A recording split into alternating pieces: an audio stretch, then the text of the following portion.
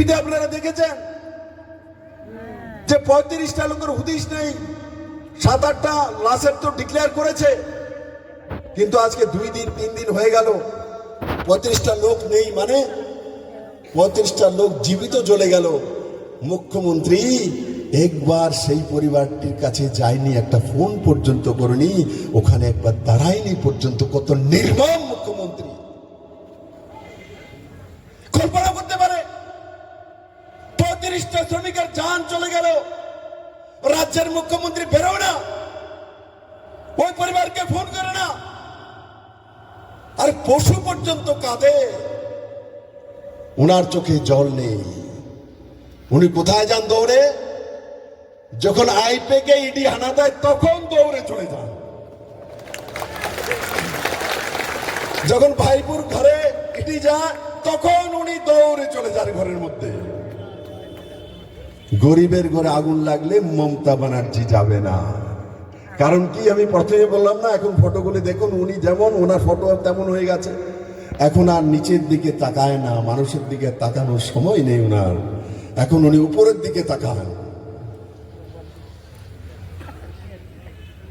বন্ধুরা, কেউ কোনদিন কল্পনা করেছিল 2011-তে মমতা ব্যানার্জির এই রূপ হতে পারে? কেউ কোন কল্পনা করেছিল আজকে এই ফলাকাটাতে বড় মাত্রায় কৃষক রয়েছে, চা বাগানি রয়েছে? মাননীয় প্রধানমন্ত্রী নরেন্দ্র মোদী 2020-21-এ 1010 কোটি টাকা দিয়েছে। 1010 কোটি টাকা কেন? আসাম এবং পশ্চিম বাংলার চা শ্রমিকদের দৈনন্দিন জীবন উন্নয়নের মান, জীবন মান উন্নয়ন করার জন্য। এখন এখানকার চা বাগানের শ্রমিকরা পেয়েছে। মনোজ টিক্কা তো বারবার পার্লামেন্টে বলছে আপনাদের এমএলএ এমপি যে এদেরকে ডাইরেক্ট ট্রান্সফার করে দাও, অ্যাকাউন্টে টাকা দিয়ে দাও, শ্রমিকরা পেয়ে যাবে। কিন্তু পশ্চিমবঙ্গ সরকার লিখে দিয়েছে, মমতা ব্যানার্জি দিয়েছে লিখে, আজ পর্যন্ত কোন চা বাগানি শ্রমিক পেয়েছে টাকা? আসামে পেয়ে গেছে, কিন্তু এখানে চা বাগানের শ্রমিকরা এক পয়সা পায় নাই 1010 কোটি টাকার মধ্যে। কারণ কি, উনি চাইছেন ওনার কাছে সেই ফান্ডটা দিয়ে দেব, উনি বিতরণ করবেন, তারপর ওনার মধ্যে একটা নাম দিয়ে দেবেন, এটা আমার নাম, তারপর বা কাটমানি ভাইপুর লাগবে। কারণ ডাইরেক্ট যদি কেন্দ্র সরকার অ্যাকাউন্টে দিয়ে দেয় তাহলে ওনার তো কাটমানিটা আসবে না। উনি কাটমানি ছাড়া আর কিছুই বোঝেন না, ভাইপো ছাড়া কিছুই দেখেন না। আর তার কারণে নরেন্দ্র মোদী 2020-21 করার পরে আমাদের এখানে গরিব চাষিরা, চা বাগানের কর্মীরা এক পয়সা পর্যন্ত, এক বুঁদ পর্যন্ত পায়নি এই মহিলার কারণে। তা তো ছেড়ে দেন, মাঝখানে একটা চা সুন্দরী, বাপরে বাপ প্রকল্প, নাম কত, চা সুন্দরী, এই চা খেলে সুন্দর হয়ে যাবেন, প্রকল্পের নাম চা সুন্দরী। কার কার বাড়িতে গিয়েছে ভিডিও তোলার জন্য, তুলে 2, 4, 5, 10 জনকে দিয়েছে, ভিডিও তুলেছে, और টিভিতে প্রচার, চা সুন্দরী দিয়ে দিয়েছি, চা সুন্দরী দিয়ে দিয়েছি, চা সুন্দরী দিয়ে দিয়েছি। কাউকে চা সুন্দরী দেয়নি, এই সুন্দরী পুরোটা উনি খেয়ে নিয়েছেন কাটমানি। এখানে হাজারো হাজারো চা বাগানিরা জুলাই মাসে, সেপ্টেম্বর মাসে একবার 1000 চা শ্রমিক 3 মাসে বেতন পাচ্ছে না, তার জন্য আন্দোলন করতে হয় রাস্তায় নেমে। আর ওরা বাগানের ম্যানেজারের সঙ্গে বসে সাটগার্ড করে, যাতে 2টা চা বাগান বন্ধ করে দিয়েছে। কেন না, পিএফ যাতে না, গ্র্যাচুইটি ও পিএফ এর পয়সা কাটমানি পুরো খেয়ে নিয়েছে তৃণমূলের নেতৃত্ব আর ওনার ভাইপো। দৈনিক আমাদের চা বাগানের শ্রমিকদেরকে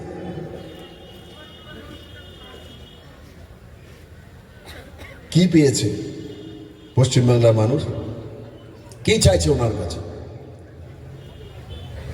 আজকে আমরা কি চাইছি?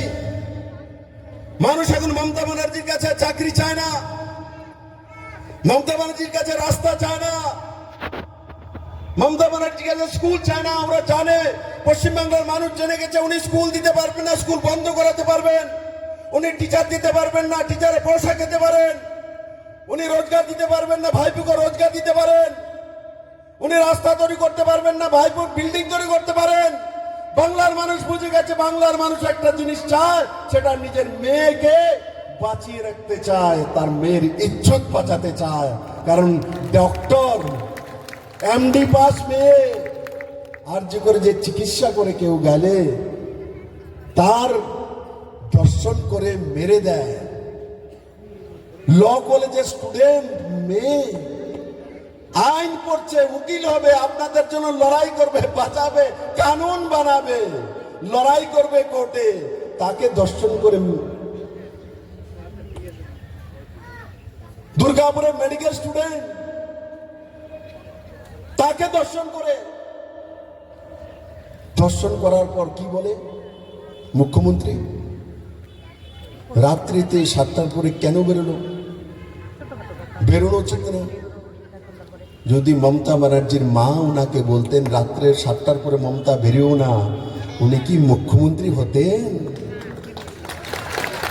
উনি মুখ্যমন্ত্রী হতেন? উনি কি চাইছেন বাংলার প্রগতিশীল মহিলাদের প্রতি? যে আর্যকরের নাম শুনলে মানুষ সেই হসপিটালের সামনে ছবি ওঠানোর জন্য যেত, প্রখ্যাত আর্যকর হসপিটাল, আজ সেই হসপিটাল এমন বদনাম হয়ে গেছে, চিকিৎসার জন্য ভয়ে কেউ যায় না। ভয়ে যদি মহিলা যায়, বলাৎকার যদি হয়ে যায়, দর্শন হয়ে যায়, তার জন্য পশ্চিমবঙ্গের বাইরে চলে যায় চিকিৎসার জন্য, আর্যকর হসপিটালে যায় না। কোথায় নিয়ে গেছেন পশ্চিমবাংলাকে? আজ পশ্চিমবঙ্গের মারা তার মেয়ের ইজ্জত বাঁচাতে চাইছে, তার সংস্কার বাঁচাতে চাইছে, দুর্গাপূজা করার ব্যবস্থা চাইছে, কালী পূজা করার ব্যবস্থা চাইছে, সরস্বতী পুজো যাতে করতে পারে, সরস্বতী পুজোর দিন যাতে ছোট্ট মেয়েটা শাড়ি পরে গিয়ে অঞ্জলি নিতে পারে সেটা চাইছে। সেটাও দিতে পারছে না, সেটাও দিতে পারছে না। দীপকদা বললেন যে সরস্বতী পুজোও বন্ধ করে দিয়েছে। ভারতবর্ষের মধ্যে সরস্বতী পূজা বন্ধ হয়ে যাবে? আরে আমরা ভারতীয় জনতা পার্টির কার্যকর্তা, মমতা ব্যানার্জি যদি বিপ্লব দেবের কথা শুনে তো শুনো, যদি 370 উঠাতে পারি, আর্টিকেল 35 সমাপ্ত করতে পারি, জম্মু কাশ্মীরকে টুকরা করতে পারি, তো মনে রাখবেন পশ্চিমবঙ্গ কি। আগে বাঁচার জন্য লড়াই করুন। একবার ওখান থেকে এসছেন, আমিও ওখান থেকে এসছি, আমার বাবা এসছে। আরে কোথায় যাব? ভাত তো না খেয়ে থাকতে পারবো, ইজ্জতটা তো লাগবে। মার ইজ্জতটা, মাকে সিঁদুর তো রাখতে হবে, শাখা তো রাখতে হবে, শঙ্করধ্বনি করতে হবে, উলুধ্বনি করতে হবে। ভারত যদি উলুধ্বনি না দিতে পারি, ভারত যদি শঙ্করধ্বনি না দিতে পারি, তো পাকিস্তানে গিয়ে দেবো। আর মনে রাখবেন নরেন্দ্র মোদীর নেতৃত্বে সরকার আছে, বিপ্লব দেব এখানে বলে যাচ্ছে একদিন আমাদের মেয়েরা বেরোবে আর পাকিস্তান বাংলাদেশকে উলুধ্বনি দেবে, শঙ্খ ধ্বনি দেবে। মমতা আটকে রাখবে, মমতা আটকে রাখবে। ওনাকে এই কুকর্ম করার জন্য মুখ্যমন্ত্রী বানানো হয়েছিল, বংশবাদ করার জন্য, বাংলার মেয়েদের কুল খালি করার জন্য। দেশের মধ্যে সবচাইতে বেশি মহিলা এবং মেয়ে নিখোঁজ, এনসিআরবি রিপোর্ট, সবচেয়ে প্রগতিশীল মহিলা যেই প্রদেশের মধ্যে থাকে, সেই প্রদেশের 60,000 মহিলা থানার মধ্যে নিখোঁজ হয়ে আছে। এদের কোনো হুদিশ নেই, কোথায় গেছে? মহিলা মুখ্যমন্ত্রী, 60,000 মহিলা মেয়ে গায়েব হয়ে গেছে, আপনার হুদিশ পর্যন্ত নেই। আমাদের পাড়ার যদি একটা মেয়ে কোথাও পাওয়া যাচ্ছে না, পুরো গ্রাম আমরা বের করার জন্য টর্চ লাইট নিয়ে বেরিয়ে পড়ি। আর উনি মুখ্যমন্ত্রী, ওনার কাছে দায়িত্ব রয়েছে, উনি আজ পর্যন্ত একটা মেয়েকে বের করতে পারলেন না। কোথায় গেল? কারণ কি উনার পার্টির লোকেরাই তো মেয়ে পাচার করে, মানুষ পাচার করে, তার উপরে সিবিআই কেস হয়েছে, ইডি রেড করেছে। উনি কিভাবে বের করবেন? ওনার মন্ত্রী, শিক্ষামন্ত্রী, সবার চাকরি গেল, পয়সা যারা চাকরি পায় না, সিবিআই রেড করার পর তার ঘরের মধ্যে 50 কোটি টাকা ক্যাশ, বান্ধবী সহ, সঙ্গে আবার বান্ধবী আছে। বান্ধবী সহ ক্যাশ, আবার সোনার অলংকার বান্ধবী জন্য 5 কোটি টাকা, 105 কোটি টাকার অবৈধ সম্পত্তি, 27 কোটি টাকার উপর আপনাদের এখানে চা বাগানের শেয়ার নিয়ে বসে আছে। এগুলি কি একলা পার্থদার? আপনাদের মনে হয় যে এতগুলো টাকা বাড়িতে রেখেছে আর অবৈধভাবে চাকরি দিয়েছে, মুখ্যমন্ত্রী জানে না? আমি মুখ্যমন্ত্রী ছিলাম, আমি জানি। মুখ্যমন্ত্রীকে না জানিয়ে কোনো মন্ত্রী কোনো কিছু করতে পারেন না। তার জন্য রেসপন্সিবিলিটি মমতা ব্যানার্জির জন্যই ফিক্স হয়। রিক্রুটমেন্ট বোর্ডটা মমতা ব্যানার্জি স্বয়ং বানান। তো স্বয়ং যদি মুখ্যমন্ত্রী রিক্রুটমেন্ট বোর্ডটা বানায়, তো সেই বোর্ডের লোকেরা কেলেঙ্কারি করছে, পয়সা খেয়ে যারা মেধা না তাদের চাকরি দিচ্ছে, আবার টিচারের চাকরি। শিক্ষার মেরুদণ্ড, শিক্ষা হচ্ছে জাতির মেরুদণ্ড, মেরুদণ্ড ভাঙার জন্য। কারণ কি এই সব টাকা পয়সা দিয়ে যারা শিক্ষক আসবে, তারা আপনার ছেলে মেয়েকে কি পড়াবে? কাটমানি, কলা চুরি করা শিখাবে, বালি চুরি করো, এর বাইরে কি?